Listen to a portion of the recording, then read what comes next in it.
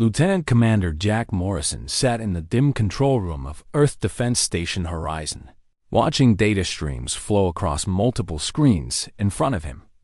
The Deep Space Monitoring Station orbited beyond Mars, far from the busy traffic of inter-system commerce. And Jack had spent 3 years here, analyzing signals from the outer colonies. Most nights passed without incident. Just endless waves of background radiation and the occasional merchant ship checking in as it made the long journey to the frontier worlds. Tonight felt different, though, and Jack couldn't explain why. He pulled up the anomaly reports from the past 6 months and started comparing them against settlement activity logs. Other analysts had dismissed these patterns as random fluctuations, natural quirks in the cosmic background noise that meant nothing important. Jack saw something else entirely. Every spike in the strange electromagnetic readings corresponded with major human activities: the founding of New Seattle Colony, the trade negotiations at Proxima Station, the military exercises near the Kepler frontier. 12 colonies, 12 sets of readings that shouldn't exist. You're still here? A voice called from the doorway. Jack turned to see Dr. Kate Sullivan walking into the control room with a datapad clutched against her chest. She looked tired, her dark hair pulled back in a messy knot, and her eyes held the kind of worry that came from discovering something terrible. "I could ask you the same thing," Jack said, gesturing to an empty chair. "It's past midnight station time." Kate sat down heavily and slid her datapad across the console toward him. "I need you to look at something, and I need you to tell me I'm crazy." Jack picked up the pad and started reading through her research notes. Kate worked in xenopsychology, studying how different species thought and communicated. And her current project focused on human-alien diplomatic interactions. "These are negotiation transcripts," Jack said, scrolling through pages of dialogue between human diplomats and representatives from the Valing Collective.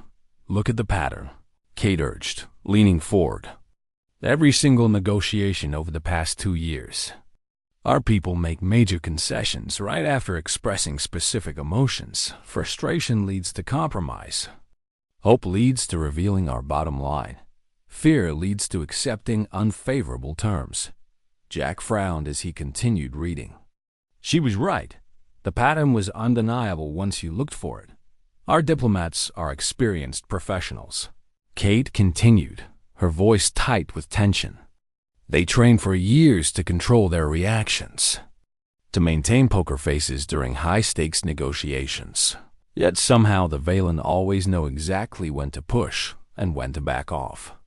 "You think they're reading our emotions somehow?" Jack said quietly. Kate nodded. "I think they've been doing it since first contact." Jack set down the datapad and pulled up his own research on the main screen.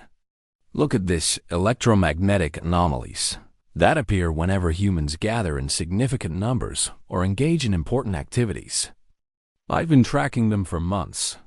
Kate stood and moved closer to the screen, her eyes widening as she absorbed the information. "The timing matches every negotiation, every major decision, every strategic meeting. Someone is watching us," Jack said. "Not just watching, measuring something about us." The door opened again, and Ryan Parker stepped inside. The communications specialist looked alert despite the late hour, and he carried a portable scanner that beeped softly. "Glad I found you both," Ryan said. "I picked up some weird signals during my shift and traced them back to this section. Are you two generating some kind of experimental field?" "Show me," Jack demanded. Ryan placed his scanner on the console and activated the display. A 3-dimensional map appeared, showing the station and the electromagnetic fields surrounding it. Small pulses of energy flickered around the control room, centered on Jack and Kate. "That's not coming from our equipment," Ryan said. "That's coming from you, from both of you." Kate's face went pale. "It's reading our bioelectric fields? What?" Ryan looked confused. "Humans generate small electromagnetic fields through our nervous system activity," Kate explained quickly. Our emotions, our thoughts, they all create tiny fluctuations in these fields. If someone had sensitive enough equipment, they could read us like open books. Jack finished grimly. Ryan sat down hard in the nearest chair. How long has this been happening? That's what we need to find out, Jack said, already pulling up communication logs. Ryan, I need you to scan for these signals across the entire station, see how widespread this is. On it, Ryan said. His fingers flying across his portable terminal. Kate returned to her datapad, accessing classified diplomatic files. I'm checking records from other stations and colonies. For the next hour, they worked in focused silence, broken only by the soft beeping of equipment and occasional muttered curses. Jack coordinated their efforts, pulling together data from multiple sources into a comprehensive picture. What they found made his blood run cold. It's everywhere, Ryan reported, his voice shaking slightly. Every human station, every colony, every ship. The signals are constant, and they've been active for as long as our monitoring equipment can detect. Kate looked up from her pad with haunted eyes. I cross-referenced major diplomatic events with human expansion. The Valen have been present at every single critical moment in our galactic history. They were at first contact. They mediated our entry into the Galactic Council. They've been involved in every major treaty we've signed. They've been reading us from day one, Jack said quietly. The implications crashed down on all of them like a physical weight. Every negotiation humanity had engaged in, every trade deal, every alliance, every strategic decision, all of it conducted while an unknown party monitored their emotional responses in real time. Every bluff we've tried was called before we even made it, Kate whispered. Every weakness we tried to hide was already known. Every fear we felt was exploited. Jack stood and paced across the small room, his mind racing through possibilities. We need to report this up the chain of command and tell them what exactly? Ryan asked. That aliens have been reading our minds for years? Not our minds, our emotions, Kate corrected. But yes, essentially that's what we're saying. They'll think we're paranoid, Ryan said. Then we prove it, Jack said firmly. Kate, you said our diplomats are trained professionals. What if we set up a controlled test? Kate nodded slowly. We could monitor a negotiation, track the anomalous signals, document the correlation between emotional responses and Valen behavior. Do it, Jack ordered. Ryan, keep scanning. I want to know the range and sensitivity of these sensors. If we can map their capabilities, maybe we can find a weakness. What are you going to do? Kate asked. Jack looked at both of them with grim determination. I'm going to contact intelligence. We need to know if anyone else has noticed this pattern. And we need to know how deep this goes. Ryan stood up, gathering his equipment. You realize what this means, right? If the Valen have been doing this to us, they've probably been doing it to every species they negotiate with, which explains how they've dominated galactic politics for centuries. Kate added. Everyone thought they were just incredibly skilled diplomats. They are skilled, Jack said bitterly. Skilled at cheating, Kate moved toward the door, then paused. Jack, if we're right about this, if the Valen really have been reading our emotions all this time, how do we fight back against an enemy who knows our every feeling? Jack had no answer for her. He watched her leave, followed by Ryan, and then turned back to his screens. The data streams continued their endless flow, and now he saw them differently somewhere out there in the dark of space. Sensors watched humanity's every move. They measured fear and hope, anger and joy, reading the bioelectric signatures that humans couldn't hide. For years, humanity had played a game where the other side could see their cards. The question now was simple. How do you lie to someone who can read your emotions? Jack didn't know yet, but he intended to find out. Humanity deserved better than being an open book in a galaxy full of those who would exploit such vulnerability. He began composing his report to intelligence, choosing each word carefully. Somewhere, Sensors were probably tracking the stress in his bioelectric field as he worked, measuring his determination and his worry. Let them watch, Jack thought. Let them see that humanity had finally noticed the surveillance. What they couldn't see yet was what humans would do about it. That would be the real surprise. 3 days after Jack sent his report to intelligence, a woman named Megan Torres arrived at the station without warning. She wore the plain gray uniform of Earth's Strategic Intelligence Division, and her calm expression revealed nothing about why she had come. Commander Morrison, she said as she entered his office. "We need to talk about your findings." Jack gestured for her to sit, noting how she scanned the room carefully before taking a chair. "I assume you've verified our data." "We've done more than that," Megan replied, pulling out a secure data chip. "What you discovered is part of a pattern much larger than you realize. Intelligence has been tracking anomalies for 18 months, but we couldn't identify the source until your report connected the dots." She inserted the chip into Jack's terminal, and a galaxy map appeared, covered in red markers. Each one represented a human settlement, station, or diplomatic mission. And each one showed the same electromagnetic signatures that Jack had found. "It's everywhere," Jack said quietly.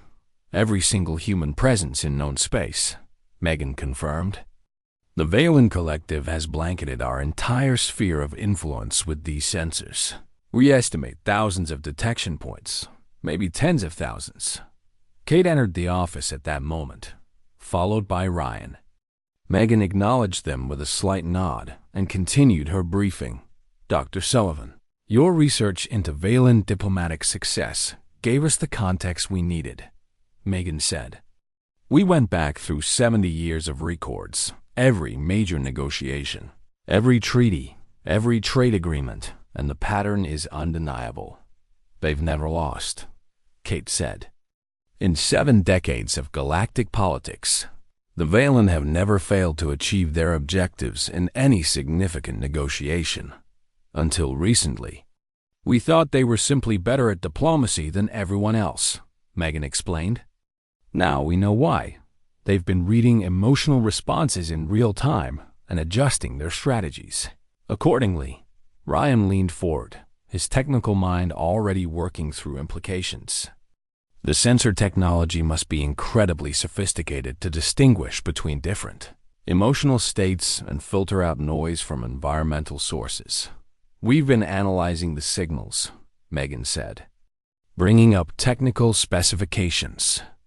"The sensors detect minute fluctuations in bioelectric fields, changes measured in nanovolts that correspond to different emotional and cognitive states. Fear produces one pattern, confidence another. Deception creates specific irregularities. Can we jam them?" Jack asked. Megan shook her head. "The sensors are too widespread and too well hidden. We've located some, but destroying them would alert the Valen that we know about the surveillance. Besides, jamming would only tell them we're trying to hide something." Kate stood and paced across the small office, her mind visibly working through possibilities. "What about other species? Have the Valen been doing this to everyone?" "That's where it gets interesting," Megan replied, pulling up historical records. "We found references to 3 species that challenged Valen dominance in the past century. The Korath hierarchy, the Selen Commonwealth, and the Drex Federation. I've heard of them," Kate said. "The Korath and Selen are minor powers now, and the Drex are practically irrelevant in council politics." "They weren't always minor," Megan said grimly. "Each one was rising in power and influence. Each one positioned to challenge Valen supremacy, and each one made catastrophic strategic errors. During critical negotiations with the Valen, the implications hung heavy in the air." Jack felt anger building in his chest and wondered if sensors somewhere were measuring that emotion, feeding it into Valen analysis systems. The Korath tried to form an alliance bloc that would have limited Valen influence. Megan continued. "They failed because they revealed their backup plans during negotiations. Thinking they were being clever, The Valen knew every contingency and countered each one. The Selen negotiated trade routes that should have made them wealthy, she went on. Instead, they accepted terms that seemed favorable, but actually locked them into dependency on Valen shipping networks. And the Drex? Ryan asked. Military confrontation, Megan said quietly.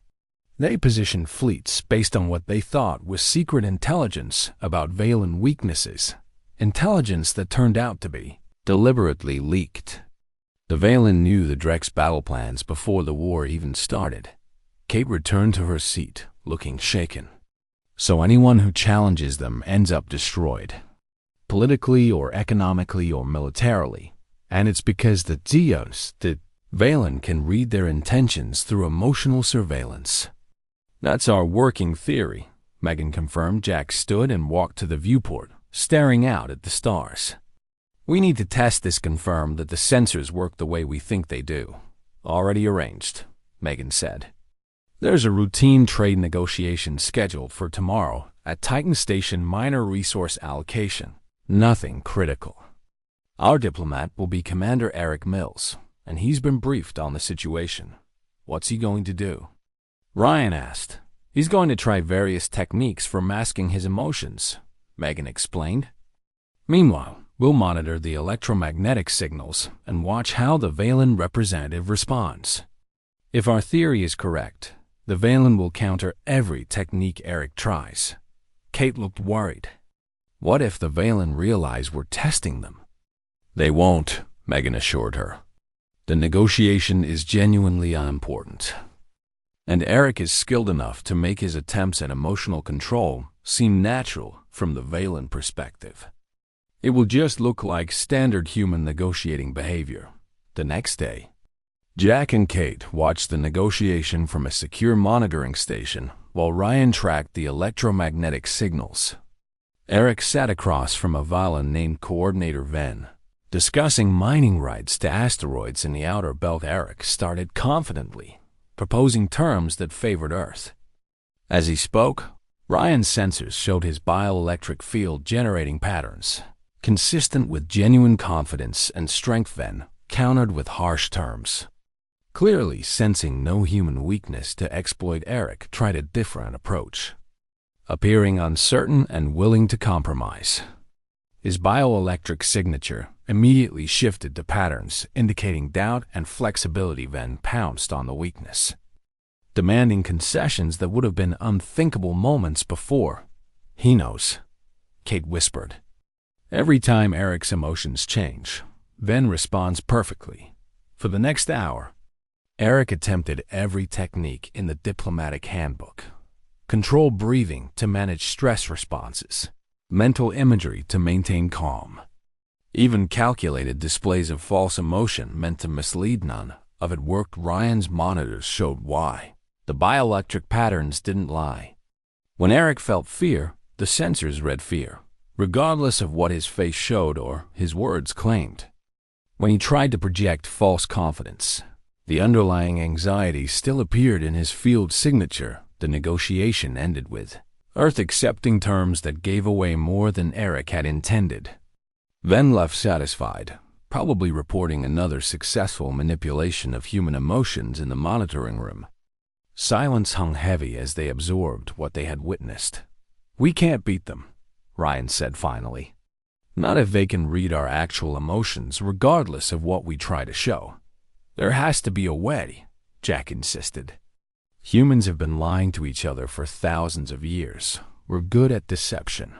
This isn't about lying with words, Kate said slowly, her eyes distant as she thought through the problem. The sensors bypass all of that. They read the biological truth underneath our attempts at deception. So we're helpless? Ryan asked bitterly. Kate turned to look at them both, and something in her expression had changed. No, she said carefully. We're thinking about this wrong. Explain, Megan ordered. We've been trying to hide our emotions or suppress them, Kate said, speaking faster as the idea developed. But that's not how deception works. You can't fool someone by showing them nothing.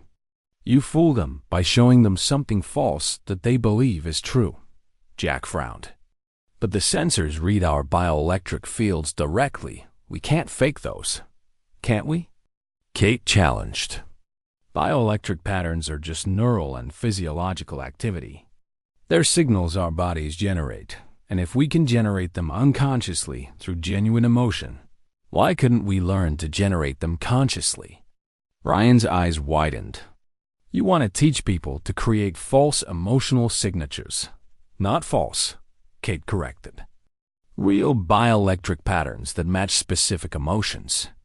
But generated deliberately instead of automatically, we'd be creating the signal of fear while actually feeling calm. Or projecting confidence while genuinely worried. Is that even possible? Megan asked. Kate nodded eagerly. Biofeedback training has been around for centuries. People learn to control heart rate, blood pressure, even brainwave patterns with enough practice. This would be more complex, but the principle is the same. Jack felt hope stirring for the first time since discovering the surveillance. If we could train people to generate false emotional signatures that register as genuine to the sensors, the Valen advantage disappears, Kate finished. They'd still be able to read our bioelectric fields, but those fields would be telling them lies. Lies they'd believe, Ryan added, catching the vision. Because they've been relying on these sensors for so long, they trust them completely. Megan stood, her expression thoughtful. This would require extensive research and testing. We'd need to confirm that artificially generated bioelectric patterns register the same way as genuine emotions. The training facility occupied an entire level of classified research station near Jupiter's orbit, far from prying sensors and curious observers. Kate had spent 4 weeks developing the protocol, working with engineers Ben Foster and physicist Dr. Lisa Chun to create equipment that could both monitor and train bioelectric field control now.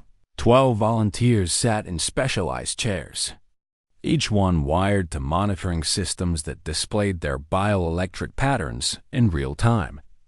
The volunteers came from different backgrounds: diplomats, intelligence operatives, military officers, but they all shared one critical quality. They understood what was at stake.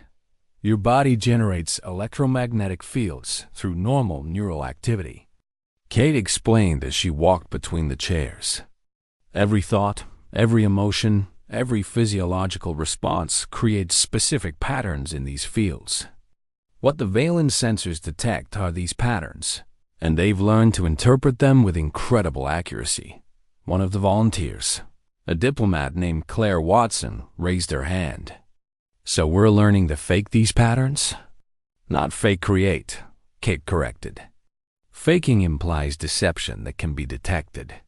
What we're teaching you is to generate genuine bioelectric signatures that happen to correspond to emotions you're not actually feeling. Ben activated the main display, showing a complex wave pattern. This is what fear looks like in bioelectric terms: specific frequencies and amplitudes that correspond to stress hormones. Elevated heart rate and neural activity in your brain's fear centers. And this, Lisa added, bringing up a second pattern, is confidence lower stress markers. Activity in different brain regions, steadier physiological rhythms. The Valen sensors read these patterns and interpret them as emotional states. Kate continued. They've been doing it so long that they don't question the data. If the pattern says you're afraid, they believe you're afraid. So we learn to make the fear pattern while staying calm, said Eric Mills, the negotiator who had participated in the failed test. How is that even possible? Kate smiled. The same way people learn to control their heart rate or blood pressure through biofeedback conscious practice until it becomes automatic. Your brain is already generating these patterns unconsciously.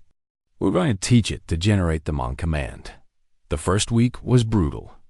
Volunteers sat for hours trying to create specific bioelectric patterns while monitoring equipment gave them instant feedback. Most of them could barely manage minor fluctuations, and the mental effort left them exhausted. Claire proved to be a natural. By day 3, She could generate a mild anxiety pattern while remaining visibly calm. I used to do meditation training, she explained during a break. Same principle, conscious control of unconscious processes. I'm just applying it to electrical fields instead of breathing. Eric struggled more, his diplomatic training actually working against him.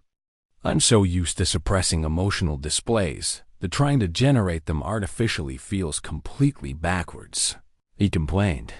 You're trying to control two things at once, Kate advised.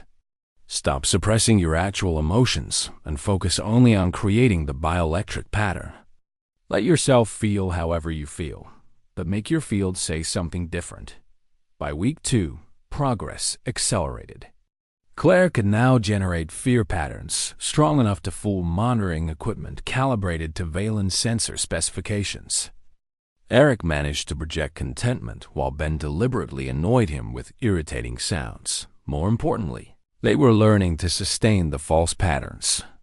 Early attempts lasted only seconds before the volunteers' concentration broke and their real emotional state reasserted itself in the bioelectric field. Duration is critical, Kate emphasized during a training session. A brief flash of false emotion might be dismissed as a sensor glitch. You need to maintain the pattern for minutes at a time, long enough to convince Valen observers that what they're reading is genuine. Lisa had developed a ranking system for proficiency. Level 1 meant generating a false pattern for 10 seconds. Level 2 for 1 minute, Level 3 for 5 minutes. And Level 4 meant maintaining it for an entire conversation while also performing complex tasks by week 4. Claire reached Level 4. She sat in the training room having a casual conversation with Kate while her monitors showed pure terror in her bioelectric field. Her voice stayed steady, her hands didn't shake, and her actual emotional state remained calm. How does it feel? Kate asked. Weird, Claire admitted. I know I'm generating the fear pattern, but I can almost feel what I'm projecting, like my body is trying to match what my bioelectric field is saying. That's normal, Kate assured her. The mind-body connection works both ways. You're creating the electrical signature of fear, and your brain is trying to make sense of why that pattern exists. Eric reached Level 3 by week 5. And 3 other volunteers weren't far behind. The remaining 7 struggled with Level 2, finding it nearly impossible to maintain false patterns under pressure. Not everyone can do this, Kate reported to Megan during a progress review. It requires a specific combination of mental discipline, bioelectric sensitivity, and the ability to compartmentalize emotional experience from emotional expression. How many do you think can reach operational proficiency? Megan asked. Maybe half, Kate estimated. 6 or 7 out of 12 who can maintain false patterns long enough to matter in real situations. That's enough to start, Megan decided. We'll deploy the best ones in controlled scenarios and continue training others. This can't be a one-time thing. We need a sustainable program. The first field test came in week 6. Eric would lead a low-stakes trade negotiation with a Valen coordinator, supported by monitoring teams tracking both his bioelectric output and the Valen response. Kate briefed him the night before. You're going to project eager cooperation while actually planning to reject their offer. Make your field say you're desperate for this deal when you're really indifferent. What if I mess up? Eric asked. Then we learn from it, Kate said simply. This is still experimental. We don't expect perfection. The negotiation took place at a neutral station in the belt. Eric sat across from Coordinator Thel, who had a reputation for reading human negotiators like cheap novels. Eric opened by presenting Earth's position, access to rare mineral deposits in exchange for technology transfers. As he spoke, he concentrated on generating the bioelectric pattern of anxious hope, the signature of someone who desperately needed this deal to succeed. Thon's expression shifted subtly, sensing weakness. Your offer is inadequate, the Valen said. These deposits are valuable. We require more substantial technology transfers. Eric appeared to consider this, his face showing concern while his bioelectric field screamed desperation. In reality, he didn't care much about this particular deal. There were alternative sources for the minerals. What technologies did you have in mind? Eric asked, letting real worry creep into his voice while his field amplified it tenfold. Thill named several advanced systems. Things that would normally be far beyond what Earth would trade for simple mining rights. The Valen was pushing hard, sensing that Eric would cave under pressure. That seems excessive, Eric said carefully, maintaining the desperate pattern. Surely we can find middle ground for 20 minutes. Thelm pressed the advantage, demanding more and more while Eric's bioelectric field continued to broadcast desperate need. The Valen coordinator grew confident, sensing total victory. Then Eric shifted tactics. He let his actual indifference surface in his demeanor, while flooding his bioelectric field with stubborn determination and confidence. I appreciate your position, Eric said, his voice changing tone completely. But I'm afraid we'll have to decline. There are other mineral sources available, and the technology transfers you're requesting are simply too valuable for this exchange. Thelm froze, clearly confused. The Violene's sensors had been reading desperate human need for the entire negotiation, and now Eric was walking away? Wait, Thelm said quickly. Perhaps I was too hasty. Let's discuss more reasonable terms. Eric smiled internally while maintaining professional neutrality externally. His bioelectric field now radiated calm certainty. No trace of the earlier desperation. They spent the next hour negotiating, with Eric projecting different emotional patterns at strategic moments. Uncertainty when he was actually confident about a point, agreement when he was planning to refuse. Resistance when he intended to accept them, made concessions the Violen coordinator would never have offered if reading Eric's true emotional state. The final deal gave Earth everything it wanted, and cost less than Eric had been authorized to spend back at the monitoring station. Kate and the team watched the bioelectric data with growing excitement. Eric had maintained false patterns throughout the entire negotiation, and Thelm had trusted the sensor data completely. It works, Ryan said, staring at the screens. The Valen didn't suspect a thing. One successful test doesn't prove the concept. Kate cautioned, but she couldn't hide her smile. We need more data, more scenarios over the next month. Trained operatives began deploying their new skills in carefully selected situations. Claire used false emotional patterns to infiltrate a Valen information network, projecting fear and submission while actually gathering intelligence. A military officer named Greg Hamilton conducted fleet exercises while letting Valen observers sense human concern. The Galactic Council chamber buzzed with diplomatic activity as representatives from 40 species gathered for the quarterly session. Decisions made here would affect trade routes, territorial rights, and military access across known space. And the Valen Collective had dominated these proceedings for as long as anyone could. Remember, Eric Mills sat in the human delegation section, feeling the familiar pressure of high-stakes negotiation. Beside him sat Sophie Martin, another graduate of Kate's training program.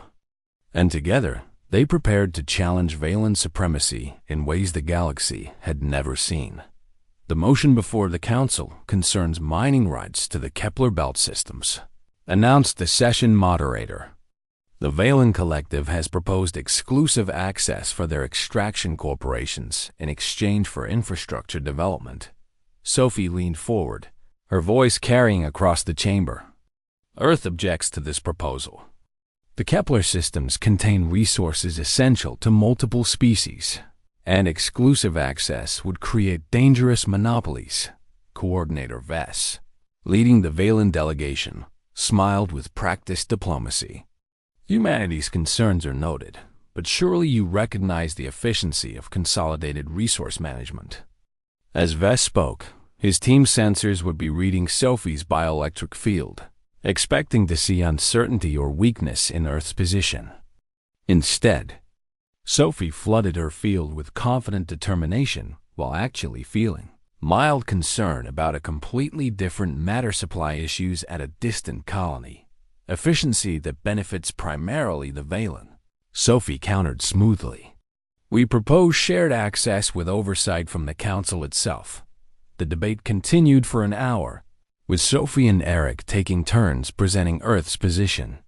They coordinated their emotional deceptions, creating a false narrative in bioelectric data that made it seem like humanity was deeply invested in one aspect of the proposal while actually caring about something entirely different. Vess pushed hard on the points where human emotional patterns showed anxiety, never realizing those anxieties were manufactured.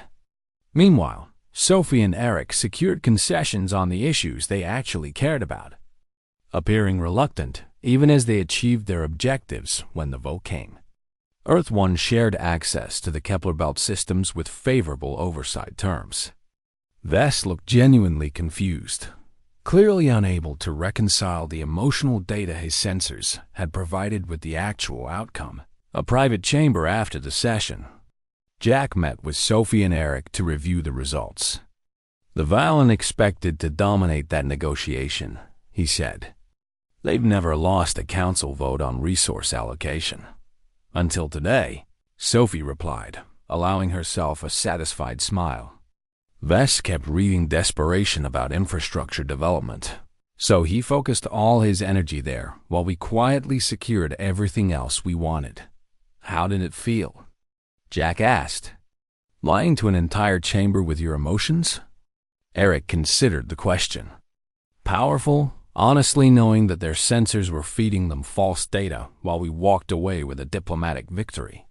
But also dangerous, because we're making them suspicious. Let them be suspicious, Jack said. As long as they don't know what we're actually doing. Suspicion helps us. They'll waste time investigating the wrong things. Across human space, similar scenes played out as trained operatives deployed their skills. Claire Watson had infiltrated deep into Valen information networks by projecting subservience and fear while actually maintaining complete emotional control. The Valen handlers believed they had recruited a frightened human asset when Claire was really feeding them carefully crafted misinformation. Commander Greg Hamilton used bioelectric deception during military exercises near the frontier. Valen observers watched human fleet maneuvers while their sensors read concern and uncertainty from Greg's command staff. They reported to their superiors that humanity's defensive posture in the region was weak. What they didn't know was that Greg had deliberately generated those fear patterns while actually positioning his forces for maximum strategic advantage. The weak defensive positions were actually well-fortified strongpoints. And the areas where sensors read human confidence were actually vulnerable zones that Greg didn't care about. In trade negotiations throughout the galaxy, human merchants began securing deals that would have been impossible months earlier. They projected eagerness for terms they didn't want while appearing reluctant about terms they desperately needed. And Valen trade coordinators fell for the deceptions again and again, but the victories came with a cost. The Valen were starting to notice patterns that didn't make sense. Intelligence reports reached Jack through Megan's secure channels. Valen analysts were documenting anomalies in human behavior, instances where emotional readings failed to predict human actions. The reports were still fragmented and confused, but they represented a growing awareness that something had changed. They're investigating, Megan told Jack during a secure communication. We've intercepted internal Valen communications discussing the human emotion paradox, their term for situations where our bioelectric readings don't match our behavior. What are their theories? Jack asked. All wrong, fortunately, Megan replied. Some think we've developed sensor jamming technology.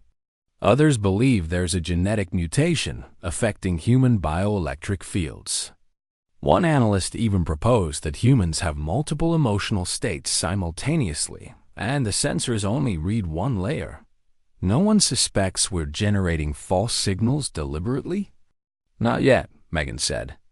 The Valen have relied on this technology for so long that the possibility of intentional bioelectric deception doesn't occur to them. They assume the sensors always tell truth. Kate joined the conversation from her research station. That assumption is our biggest advantage and our greatest vulnerability. As long as they trust their sensors absolutely, we can exploit that trust. But the moment they start questioning the technology itself, our window closes. How long do we have? Jack asked. Hard to say, Kate admitted. Maybe months. Maybe a year. Depends on how quickly they connect the dots between all these anomalous incidents. Then we need to maximize the advantage while we have it. Jack decided. Megan, what's our strategic priority? Secure the outer colonies, Megan replied immediately. The Valen have been using diplomatic pressure to limit our expansion. If we can establish strong positions in key systems while they're confused about our intentions, we'll have negotiating power that lasts even after they figure out the deception, military positioning? Jack asked. Greg's already on it, Megan said. We're reinforcing frontier defenses while projecting weakness. By the time the Valen realize what we've done, we'll have secure borders that will be costly to challenge. And trade? Building alternative supply networks that don't depend on Valen infrastructure, Megan explained. We've been too reliant on their shipping and their resources. Using bioelectric deception, our merchants are securing deals with other species that give us independence. 3 months passed in a flurry of diplomatic activity. Human representatives appeared at every major negotiation, every trade summit, every council session.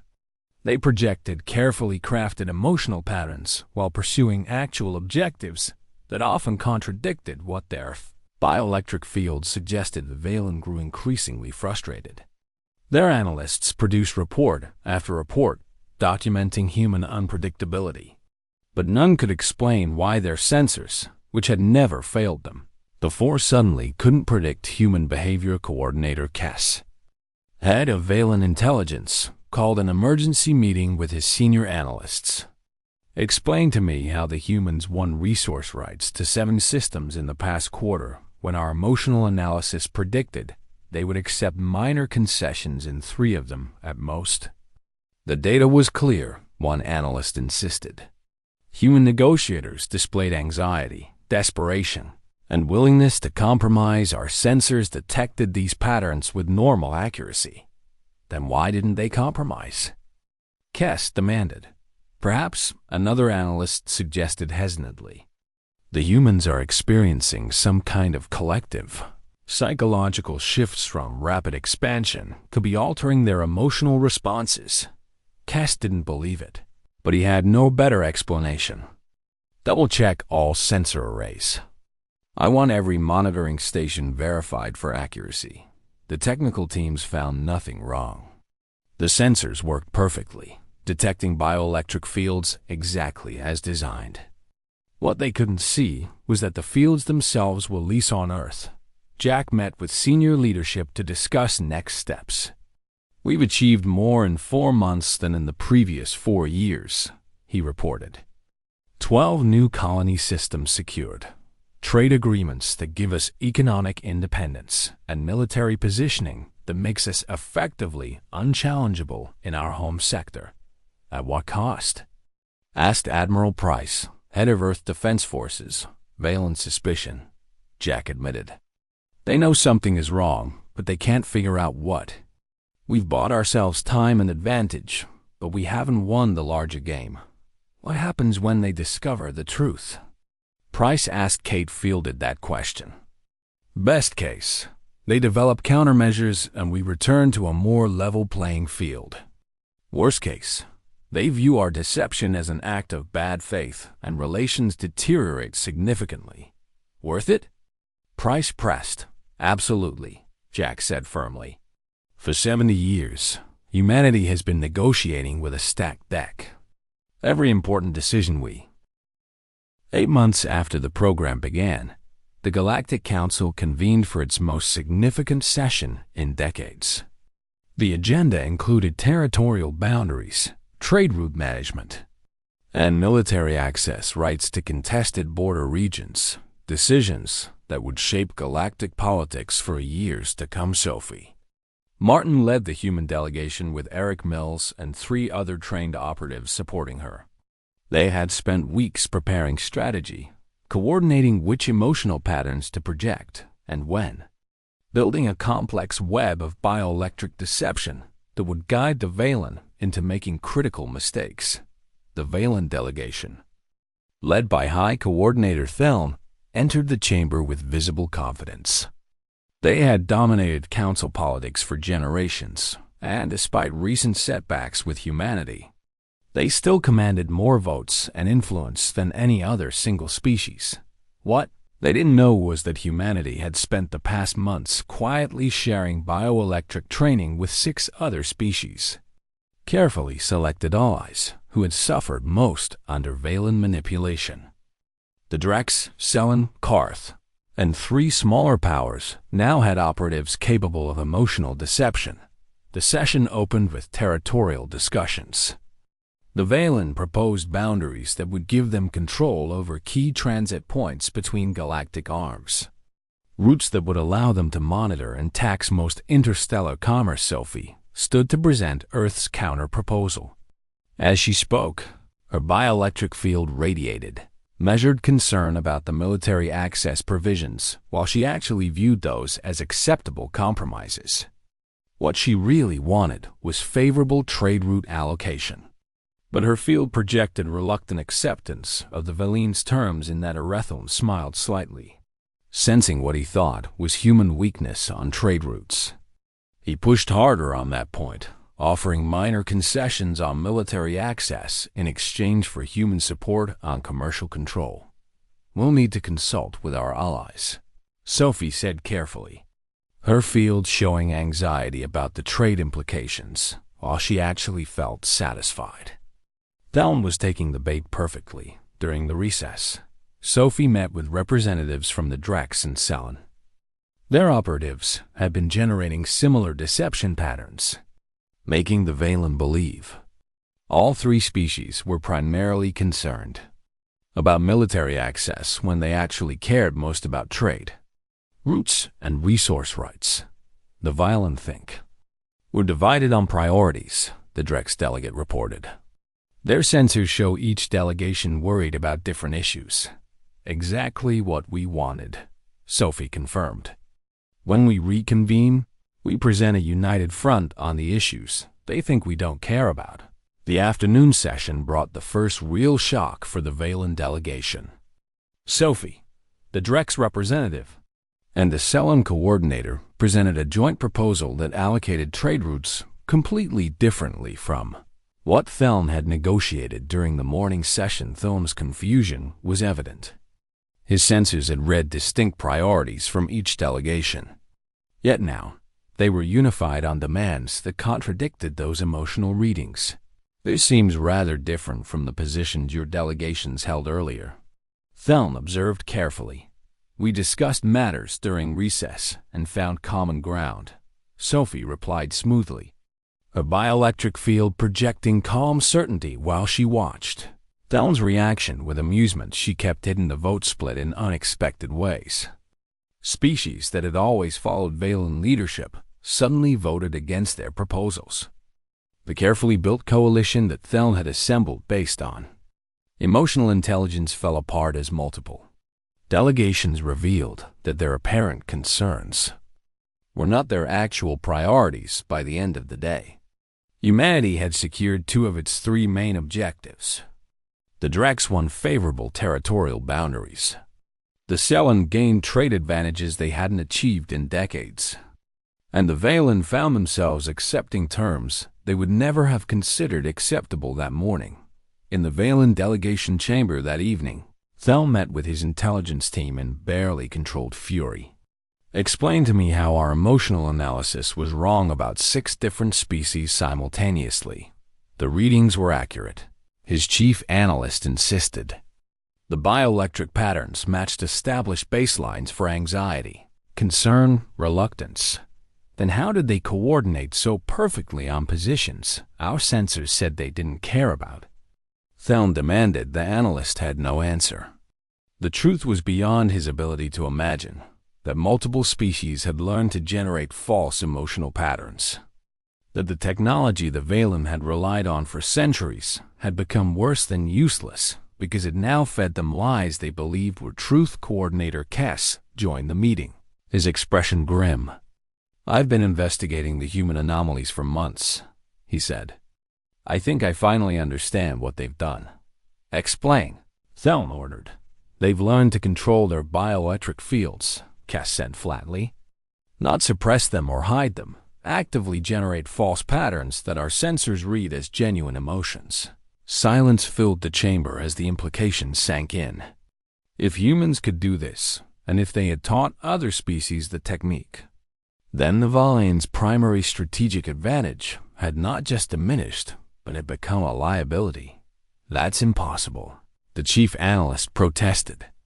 "Bioelectric fields are automatic responses to emotional states. You can't consciously generate them any more than you can consciously control your heartbeat." "Humans can control their heartbeat," Kess replied quietly. "With training, they can regulate blood pressure, skin temperature, even brain wave patterns. Why wouldn't they be able to control bioelectric output?" "How long have they been doing this?" Theln asked. "At least 8 months," Kess estimated. "Possibly longer. Every major human diplomatic success in that time period shows the same pattern. Emotional readings that don't match actual behavior. And they've shared this capability with other species," Theln said. Not a question, but a statement of grim fact. Kess nodded. "The Drex, Selen, Korath, probably others. Any species we've dominated through emotional intelligence now has the potential to turn our own tools against us." Theln stood and paced across the chamber, his mind working through strategic implications. "Can we develop countermeasures?" "Potentially," Kess said. "But it would require fundamentally new technology sensors that can distinguish between naturally generated bioelectric patterns and consciously controlled ones. That could take years to develop, and there's no guarantee humans won't adapt to that as well. What do we do in the meantime?" The chief analyst asked. "We adapt," Theln said heavily. "We stop relying solely on emotional intelligence and return to traditional diplomatic analysis, watching behavior, tracking patterns, building relationships based on demonstrated trustworthiness rather than assumed. Emotional transparency." It was a bitter admission, acknowledging that the advantage that had made the Valen galactic leaders for centuries was now gone. They would have to compete on equal terms with species they had previously dominated through superior intelligence gathering on Horizon Station. Jack received reports of the council session with deep satisfaction. "We didn't just win today," he told Kate over a secure channel. "We fundamentally changed how galactic politics operates. The Valen will adapt," Kate warned. "They're too intelligent and too well-established to simply accept defeat." "Of course they will," Jack agreed. "But they'll be adapting to a new reality where they can't trust emotional readings. That puts everyone on more equal footing." "Equal except for one thing," Kate pointed out. "We know how to lie with our emotions, and we know the Valen know we can do it. That's a different kind of advantage. They have to second-guess every reading they get from us." Jack smiled at that. "Psychological warfare at the bioelectric level.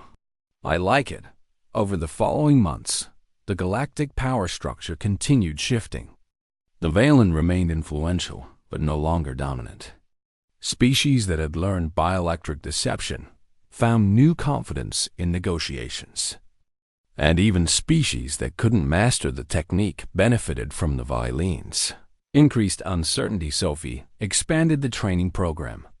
working with Kate to refine the techniques and teach them to new operatives.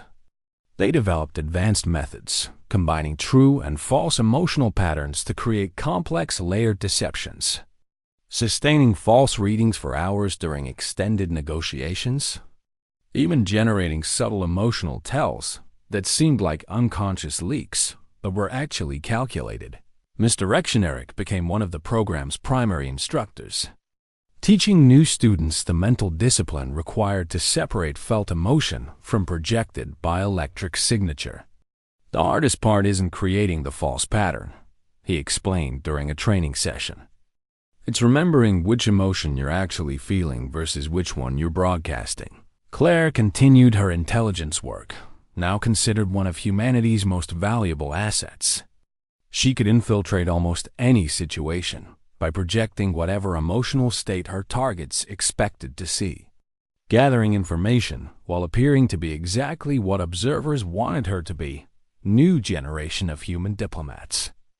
Intelligence officers and military commanders trained in bioelectric deception from the start of their careers. For them, the ability to lie with their emotions was as natural as the ability to maintain poker faces during card games. 6 months after the critical council session, Coordinator Kess requested a private meeting with Jack. They met at a neutral station, both